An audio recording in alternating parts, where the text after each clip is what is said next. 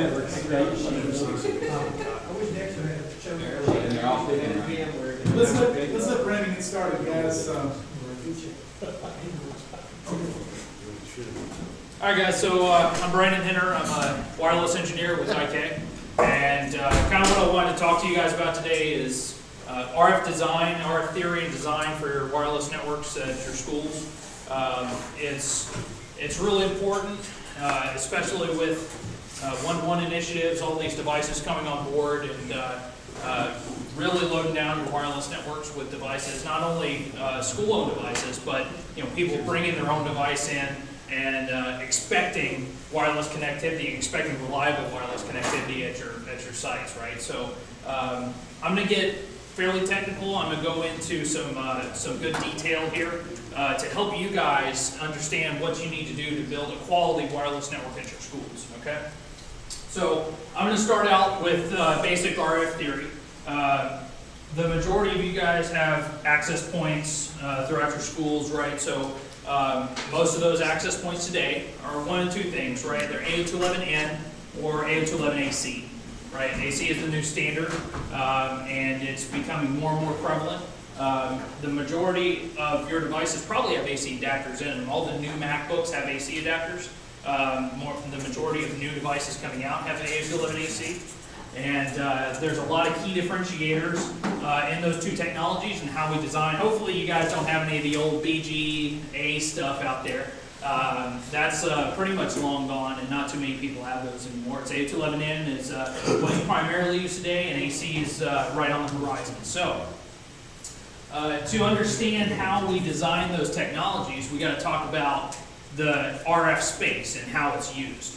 So in 802.11n, they have two RF spaces, and that's the 2.4 gigahertz and the 5 gigahertz frequency space. So the majority of devices released in 802.11n were on this 2.4 gigahertz space, and lately most of them support both bands, or considered dual-banded wireless adapters. Strongly recommend that any purchases you make either are AC, or if they're 802.11n, they're what's called dual-band adapters. Sometimes the manufacturers will label them as ABGN, right? If it just says BGN, that means it's only 2.4, and what that means is those access points in your classrooms, you're only using half of it, right? You're only using half of what those devices can do, because every AP you have has 2 radios in it and has the ability to support double the client capacity if your clients support them, okay? So it's really important we understand that, and we design for that, and make sure we purchase the right devices that support that 5 gigahertz frequency. Because when we get into AC in a second, you'll find out 2.4 is going away, okay? So on the 2.4 spectrum here, we have 3 non-overlapping channels, 1, 6, and 11. So in the 5 gigahertz, we've got a bunch. In fact, I've got some handouts for you guys that I apologize, forgot to give to you. Yeah, hand those out for me, I appreciate it.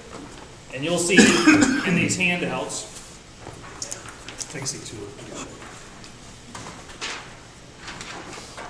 what we have available to us, okay? We have about 13 channels to choose from in this 5 gigahertz space with a 20 megahertz wide band, okay?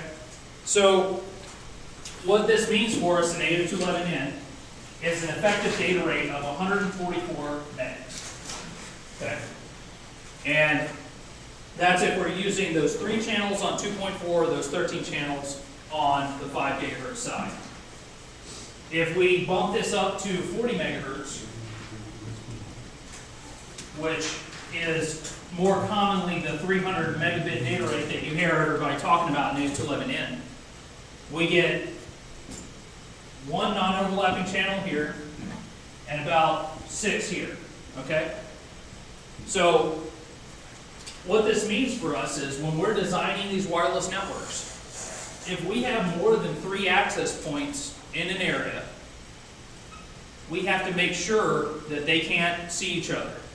Okay, and what I mean by that is, if I take, say for instance, those old school wireless headsets that you had at home, and you had a little channel selector, you could pick the channel you wanted, and you accidentally select the one that was your neighbor's channel, you could hear their conversations on your cordless handset at your house, right?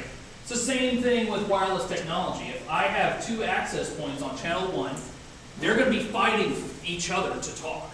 So what that means to you guys is your clients are going to start disconnecting frequently as soon as you put a lot of load on them, right?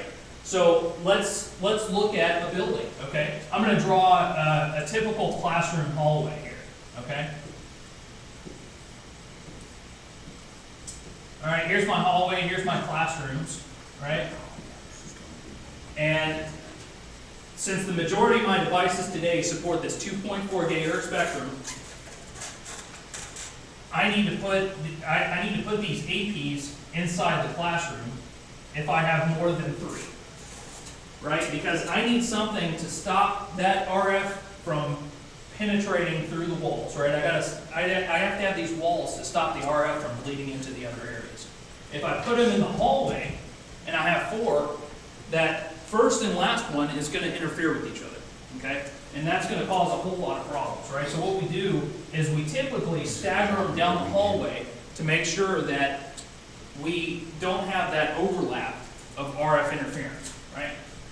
So what that means is we can't use this 40 megahertz spectrum for the 2.4 gigahertz, right? Because in this example, we only have 1 non-overlapping channel. So every AP interferes with each other, right? So when we're designing for 5 gigahertz though, it doesn't really matter quite as much, right? And if we have a building that is small enough, we can actually put these in the hallway as long as we don't exceed 3 access points, right? So 8211 AC comes along, right? We've got an 80 megahertz band. The biggest difference, right, is they bumped it up to 80 megahertz. And if you look at this chart right here, it shows the growth of AC and the size of the frequency, right? So now we can do 1.7 gig of throughput to our clients, right? But what that means is no 2.4 anymore. Can't do it, right? 5 gigahertz, we've got, what, roughly 4 channels. All right, so now we need to be very careful again because we're kind of back in the 2.4 world where we have to make sure our APs are staggered. Okay, so in the RF world, we've got this lower frequency and higher frequency band, kind of similar to AM and FM radio if you think about it like that. We've got AM radio, which can travel really far because it's a lower frequency, but it's not necessarily a high quality audio. FM radio can't travel as far, but it's a higher quality audio. Same thing here. 5 gigahertz can't travel as far as this 2.4, so what this means to you is we can't penetrate very many walls, especially if it's blocked, right? With 5 gigahertz. Whereas with 2.4, we can blast through walls no problem. So what that means is when we're designing for 8211 AC, we have to forget everything we knew about 2.4 and what we're used to with wireless design. 5 gigahertz can't penetrate walls, so what that means is if we want that 1.7 gig that AC technology can provide, then we have to put an AP almost in every classroom. And here's the thing though, we're still going to have this 2.4 gigahertz radio on there to support legacy devices because everything is backwards compatible, right? Even your 8211N APs today will support BG clients, right? Same thing with AC. They're going to still support 8211N clients, but they're going to rely on this 2.4 gigahertz frequency to do it, right? So you'll still have the ability to do that 144 meg in those classrooms through 1 wall or maybe 2 walls. But if you want this high speed, you're going to have to do roughly an AP in every classroom.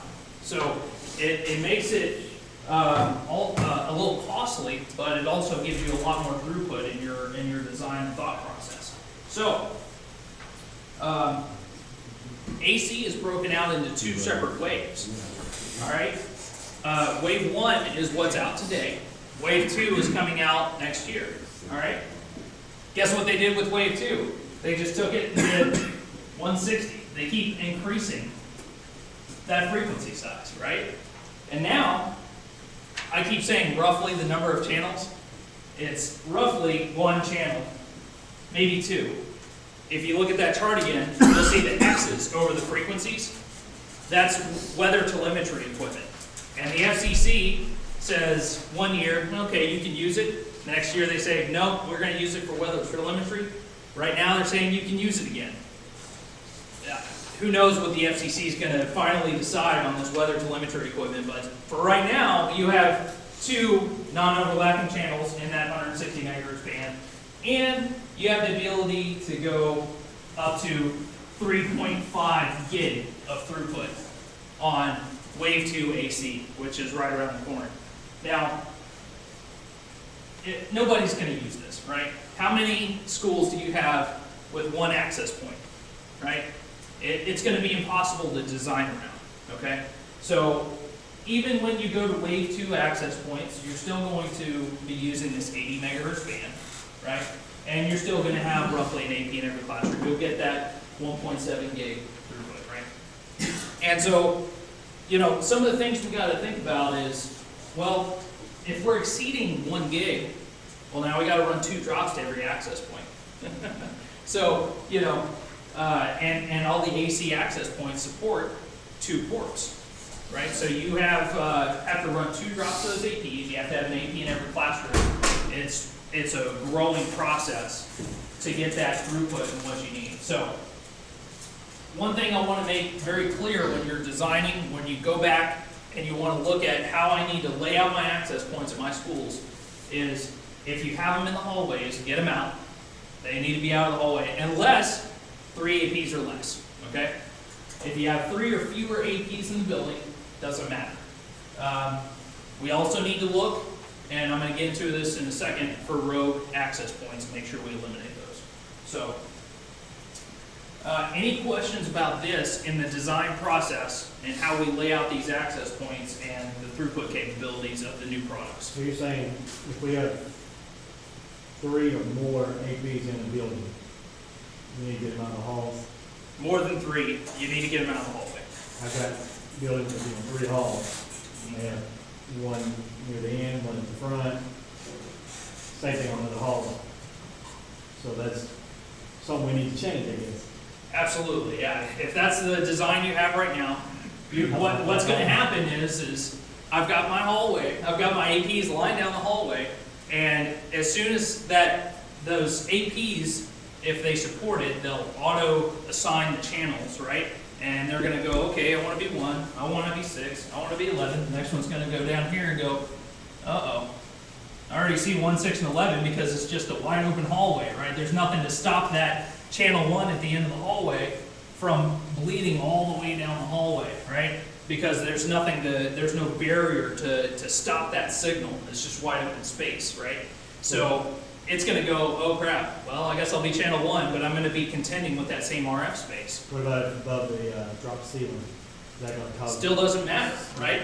Drop ceiling is very thin, right? There's only about maybe 1 or 2 dB loss in drop ceiling. It's a very thin piece of material, so the wireless signal penetrates right So we through. basically need to stagger them, put them inside of a room and stagger them.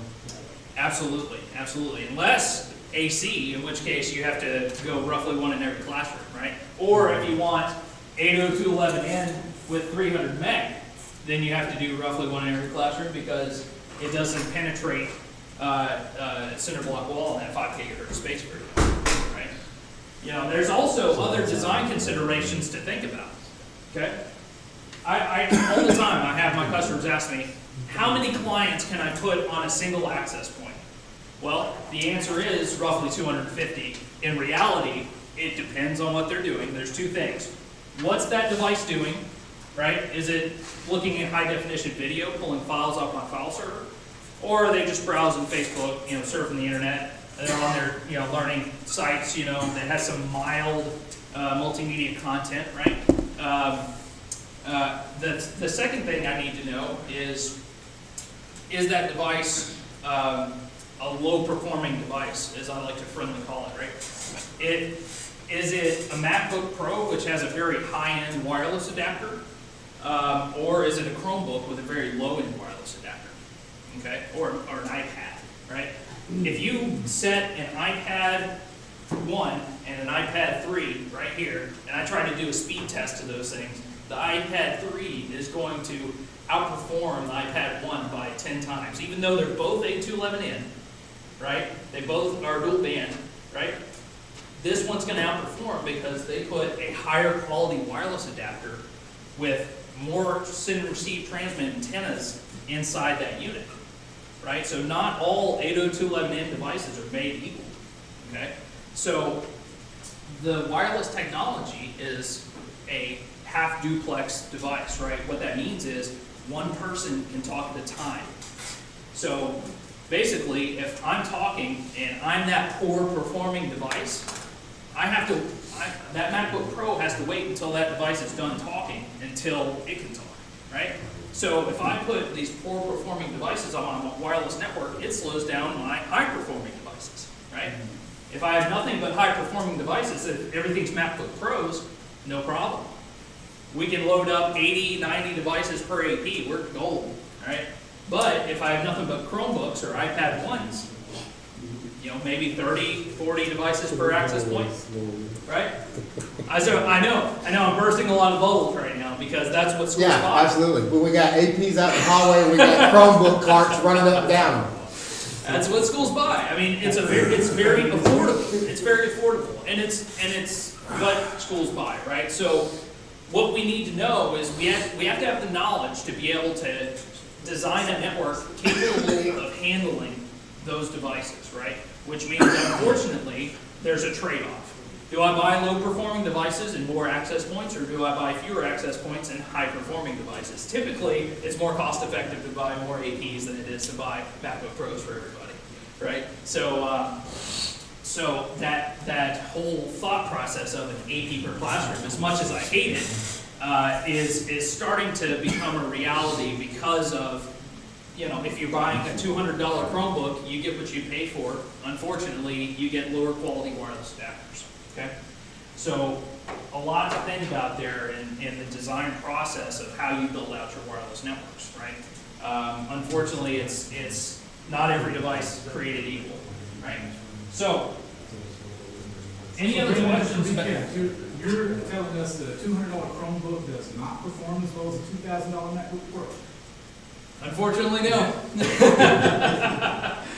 Surprise, surprise, right? If only our building principals and purchase decision makers knew that. Right, right. So, yeah, I mean, unfortunately, that's the message you have to convey to them. Look, there's a trade-off here, right? You know, if we want to use these devices, it's not going to be as easy as that, right? We got to build out our wireless infrastructure to be able to handle that, right?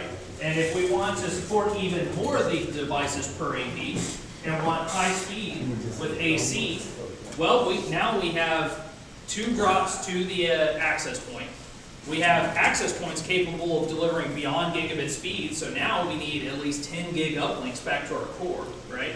Because, you know, 1 times 48 ports, you know, we're exceeding even 10 gig, right? So, you know, there's a lot of design considerations involved in the future and how we build this out, right? So, next thing I want to talk about with you guys is wireless security. Anybody else have any questions about design, RF theory? Okay.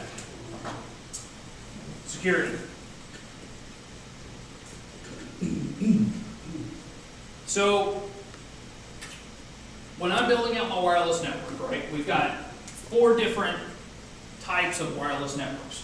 We have open, which I hope no one is doing. Wide open SSID, anybody can connect to, right? And some people, you know, got to be very careful with that, right? Because when I do this, there's no encryption, everything's wide open in the air, and anything that a student or teacher goes to or looks at can be intercepted and looked at, right? Just by a packet sniffer in the air, right? There's a pre-shared key, which unfortunately is extremely common in schools. It's a simple password for everybody, right? Anybody that connects to my wireless network has to know the password, right? It's encrypted, which is good, because that data can't be intercepted in the air, but what if I give that password out to someone who doesn't need to have it, right? Or someone sees it written on a teacher's and stick it on their monitor, right? And goes, okay, great, now I have access to the network, right?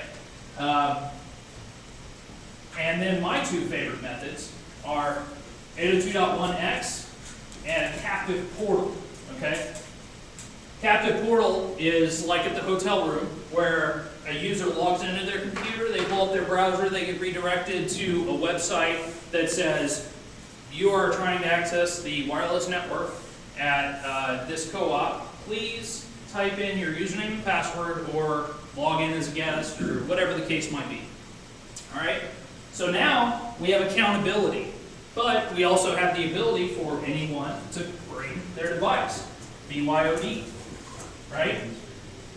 802.1x is the same principle, except this has a certificate exchange that can only be owned by the school. What that means is devices in your domain, they have to be in Active Directory. There's a little caveat there, but they have to be in Active Directory in order to connect to your wireless network. What that means is I have that Windows laptop, it's on the domain, I hit Control Delete, I type in my username and password, boom, I'm on the wireless network, right? As soon as I log in, so there's nothing new for the user to know. They log in like they always have, but on the back end, I'm actually logging the username of the device connecting to my network, right? And I can make some intelligent decisions about what I do with that device once they're connected. So, this is also encrypted, right? This might or might not be, right? Since it's BYOD, we probably don't care, right? Because they're not accessing our internal school resources. Hopefully you don't have it to where they can. And then with .1x, they can access the internal school resources, but it's an encrypted method. So no one can intercept that traffic, right? These two encrypted technologies can be done a few different ways.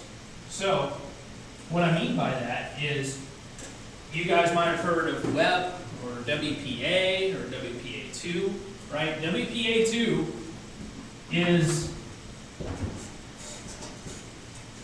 what you need to be using. In fact, it's so important that you use this encryption method that in the 802.11n wireless standard, they wrote that 802.11n will not work unless you're using WPA2. So if you're using WPA1 and WEP, even if you're using WPA2 TKIP, it's not going to work. You have to be using WPA2 with AES encryption, okay? And if you're on an iPad or something like that, it'll say WPA2 Enterprise or something like that, right? WPA2 Personal is pre-shared key, WPA2 Enterprise is 802.1x, right? So if you ever look at a device and they dumb it down for you, that's what these two mean. This is personal, this is enterprise, right? I'll write that on personal. And that's why none of your Apple TVs will work when you try to use it. Exactly. When you say don't use TKIP, Do not use TKIP. Or some of them will say auto, right? Which means they support anything, right? Which basically means you're running at 54 meg. You're running at 802.11g, right? And so that's a big limiter for you guys if you're wanting to be able to provide high bandwidth to your end users, right? So, so here's your options when we're building out these wireless networks. And here's what I want you guys to stay away from if possible. Definitely this guy, right? Preferably stay away from this if you can. I know it's not always possible because you have some devices that won't support 802.1x like a Apple TV, right? But if you use this, make sure the password doesn't get out or you change it frequently, right? So these are the key things when you're designing wireless networks from a security standpoint that you need to keep in mind. To take this a step further, and I strongly recommend, if you aren't using VLANs to segment out your wireless network, you need to be, okay? And here's the biggest reason. Schools use Bonjour. Bonjour is the protocol that all your Apple devices use to talk to each other or to an Apple TV. And the majority of the time, it's turned on by default, right? So what happens is this Bonjour protocol is what's called a multicast protocol. It floods your network roughly every second. Sends out a, hey guys, I'm out here. Is there anyone I can connect to every second? And it hits every device on your network. So what that means is if you don't VLAN out your wireless from your wired users, everybody, including your wired devices, is going to send out this broadcast packet. And guess who's going to get affected first by it? Your wireless users, right? Because they have the slower medium. Your wired users are going to get pounded with this broadcast traffic, and they're going to go, I got gigabit speed, it doesn't matter, right? But your wireless user is going to be limited to that, depending on what you have, 54 to 300 meg data rate, right? And it's going to crumble, right? You're going to have a lot of problems, especially when you start loading up that wireless network with devices, okay? So if you VLAN out that wireless network, it's really important to do so that that broadcast traffic, should it happen on your wired network or your wireless network, it only affects those devices and not the entire district, right? So if at all possible, make sure you VLAN your wireless devices out. And if you can take that a step further, VLAN out your wireless devices based on the type of user, right? By student, by faculty, or maybe by location.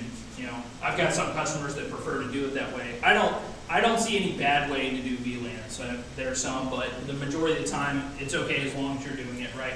Some customers want to have a separate VLAN for every building. Some want to go district-wide. My students are on this VLAN, my faculty are on this VLAN, so on and so forth, right? As long as you break that out, you're in good shape, okay? So, really important, make sure you break those out separately, okay? There's any questions about wireless security before I move forward? No? Okay. Other than, are you available next week to come out? Brendan, let me jump in Sure. fast, while it's on my brain. Guys, I'm gonna need to get some information from you all so we can come up with a decent wireless design so we know what we're gonna be facing moving forward with E-rate. So I know in the past you guys may have gotten me some network drawings, campus drawings, that sort of thing. What I could really use from you guys was if you have like a video, that'd be great, but even worst case, a fire escape plan where we can mark up, you can help us by marking up what classrooms have drops and that sort of thing. Does that make sense? So we can know moving forward, if we're gonna go into AC, do we have 2 drops in the classroom that we use for an access point? Do we need to include that in our E-rate planning so we can know how much that $2.5 billion, $2.25 billion is gonna be eaten up by running 2 drops to each classroom? What's it gonna take to get these 10 gigabit backbones from the closet to the core? That sort of thing. That's already from copper to the switch. Yes. And Mr. Allen, you're probably in better shape than anybody on that. Yeah. So, we Can get, plug into like B12. Yeah. Absolutely.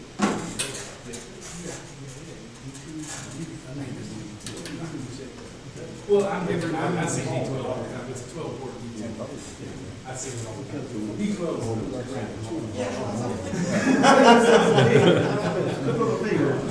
Not sure if I'm supposed to. I log into the switch, okay, so there's nothing important.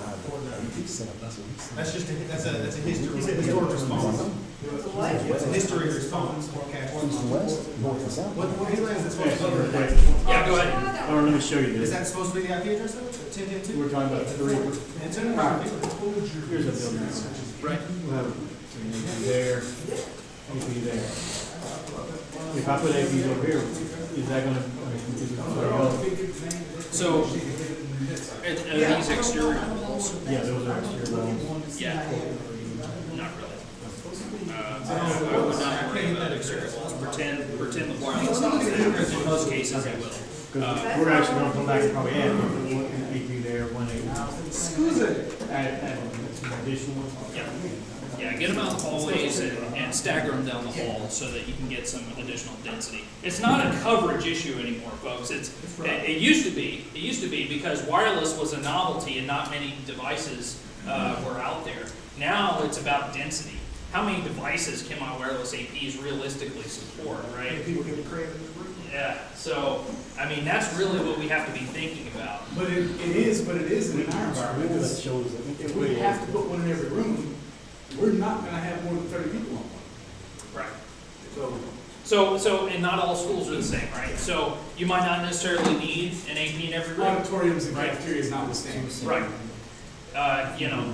In fact, the majority of my customers stagger them down the hall and have roughly an AP for every 2 to 3 classrooms. But it really just depends on what your users are doing. I've got some customers that they get their students in and they go, okay, go to the Time Magazine website and I want you to watch this video on rockets. And everybody's pulling up a high definition video at once, right? And that's gonna cripple the wireless network. If you're doing an AP for every 2 to 3 classrooms and, those 3 classrooms are all on watching that high definition video at the same time, right? So you just have to have a good understanding of what your users are gonna be doing and what's gonna be happening, right? So one other topic I wanted to cover before we let you guys go, rogue devices, okay? And this is why I have this is my spectrum analyzer up here. And this is a specialized tool. It's about $1,000. It's on the thumb drive? No, unfortunately, this is not, but I do have another tool I'm going to show you guys that's very similar, okay? This is showing the raw data of what's in the air right now in this room, okay? And you're going to see a lot of little dots along here. You're going to see this, right? So this little arch right here is our channel 11 access point that's in this closet right here, okay? And that's what we're gonna see. If we had 3 APs in here on 1, 6, and 11, we would see 3 arches, right? And that's why in this spectrum space, you see 1 through 14, in the entire world, that's what we have to work with. And the FCC said in the United States, you can only stop at 11, right? So the center of the spectrum has to be on 11. It bleeds into 13, right? It bleeds into 9, right? But 6 is going to bleed over, same as your FM radio, right? The reason you don't have 100.4 is because the FCC said, well, we got to leave a little room for 100.3 and 100.5 so they don't overlap each other, right? Same thing with with designing wireless, right? But the problem is that since it's an unlicensed space, someone can go in and put their AP on channel 4 and really hose things up, right? I'll go to a hotel room or a hotel and I'll see APs on 2, 9, 13, or 11, it doesn't matter, right? To them, and they're not thinking about these things, right? But what's really happening is that the people that are using the correct design of 1, 6, and 11 are getting stomped on, right? And it's causing all kinds of problems with co-channel interference, right? So using that 1, 6, 11 scheme is very important, right? And so coming into rogue devices, that can be a lot of different things, right? The majority of the time, what it is Bluetooth, which works in the 2.4 gigahertz spectrum, And that's what all these little dots are, these little spikes. That's Bluetooth. Because I guarantee almost everybody's phone in here supports it. It's probably turned on, right? Some laptops too, right? So the way Bluetooth works is it scans the air and says, hey, I don't know what channel my Bluetooth pairing device is on, so I'm just gonna go pop, pop, pop, pop, pop, pop, check every one until I find it, right? And it's constantly doing that, right? But Bluetooth doesn't do it for long enough to cause significant interference on the wireless network. So I'm not too worried about Bluetooth, but what I am worried about is someone firing up an access point, right? That's not mine, which is very easy to do because HP printers ship their printers with the wireless capability and they have it turned on by default. And so what happens is you buy these new printers, you put them in, or the teacher brings one from home, puts it in, and you see HP setup or something like that floating in the air. And it's sitting right there pretty on channel 10, which is interfering with 11 and 6 in my wireless network, I am right? so glad that you were in front of the room saying that. I have been preaching that for 10 years, and I can go to every campus in any district in here And find one of and those find at least. HP printers with the Wi-Fi Yep. still on. You guys won't listen to me, I love you, but y'all refuse to hear me when I say that. Turn So- that wireless crap off this How about box. some credit from my iPad to my printer? Well, you can turn that wireless access point into a wireless client and There you it go. won't interfere anymore. Well, I think that's what I need. Connect that wirelessly to your wireless network. Well, that's what I did. And since I butted in here, y'all see the Bluetooth spikes he's talking about, and yeah, in general environments, that's fast enough, it doesn't really matter. Yeah. But you've ever heard us say, don't buy a bunch of wireless keyboards for a lab, or for your iPads, or don't think that the solution to a keyboard for every device on Park is to go out and get a bunch of Bluetooth wireless keyboards. Just multiply that times about 30 or 60 or 120, however many machines you can test on Park at the same time. And it's, I like to bring microwave to class. Except for teachers. So Wired is probably cheaper, it's cheaper. So you guys saw this earlier. This little blue stream right here, cordless handset, same RF space, right? But let's jump down here. I've been running this ever since I got here. So let's look at these bright bands right down here. You know what this is? Microwave oven. Completely covering the entire RF space. So what happens is, if it's a microwave oven, it might be fine, right? If it's a newer microwave oven, that door secures real tight, you know, it's contained inside that microwave oven. But if it's been bumped a lot, if it's an older microwave oven, it's gonna leak out into the RF space, and it's actually gonna blanket. I mean, if you went into the kitchen here and jabbed a pencil in that microwave oven, turned it on, I guarantee you we can knock out an entire block for with the Wi-Fi. Because this access That's my point, problem. the FCC limits this access point to 100 milliwatts or 0.1 watt, right? A microwave oven runs at 1,000 watts, all right? So, Yeah, mine at my house will totally shut off every wireless on the block. Oh, yeah. When I'm heating up pizza, you are not it's just serving need to me. get me a microwave. That's the scary part. It is new. It's new. You gotta be careful, right? I mean, so you know, The these, kids are up there looking in the window of it. Is my food done? if your users are saying, hey, around lunchtime, our wireless is just junk. I don't understand what's going on, right? Just look around for some microwave ovens. If you're not sure if it looks a little old, just chunk it and get a new one, you know, $40, whatever, you know, I mean, just something to think about, right?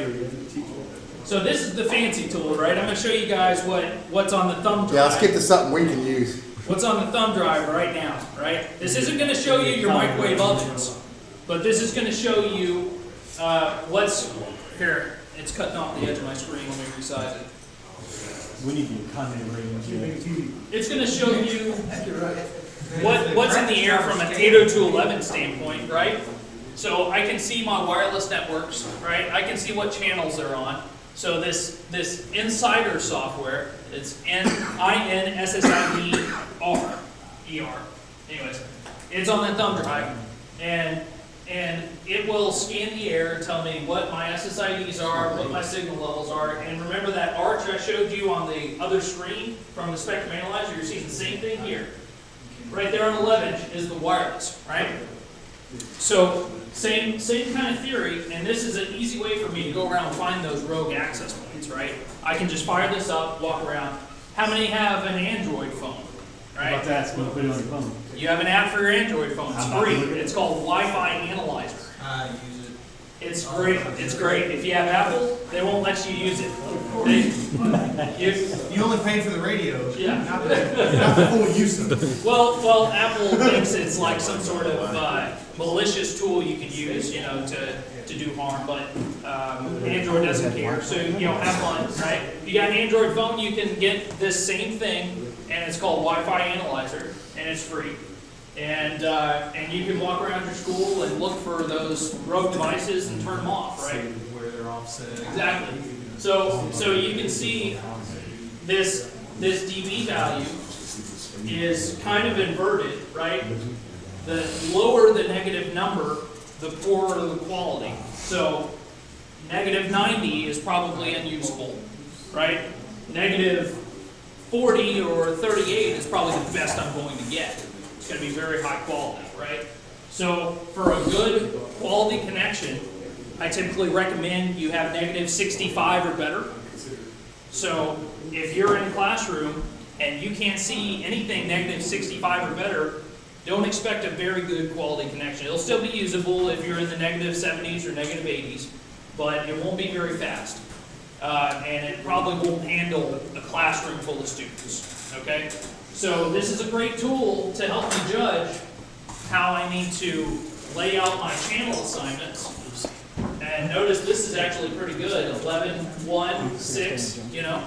So here it was actually set up pretty well. And also my power level assignments are very important. Yes, sir. Just ask you a quick question. Go ahead. In mine, it's staggered in the classroom, and when I have complaints about, we can't get on the Wi-Fi. Yep. And I go and unplug it and plug it back up, and they can get on. What is happening?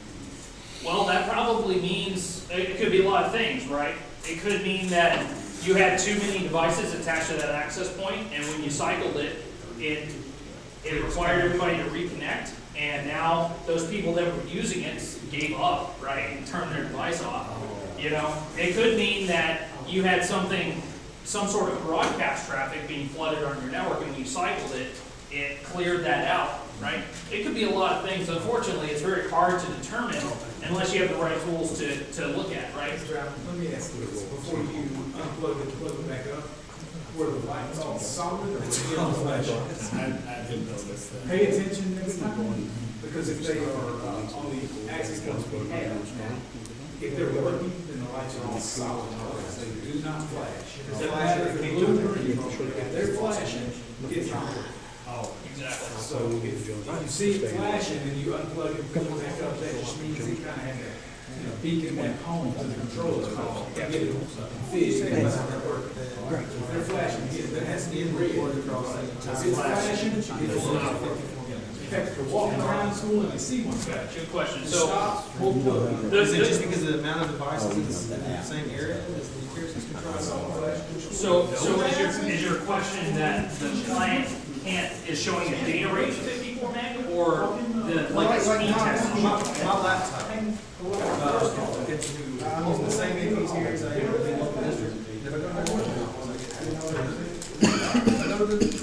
I even set up a new AP, and I knew I was the only one. I was like, maybe it's dumbed down. I was the only person on that. I don't understand. Your network is built in. Yeah, your network. I don't understand why, where's the negotiation? So the question is if I'm connecting and only seeing 54 meg data rate, why is that, right? And that comes back to one of two things. Either my encryption that I have set up is WPA1 or WPA TKIP, and it doesn't support, and there's one more thing, that is WMM, which is a power management feature that has to be enabled for A211 to work, and it's on every manufacturer's device.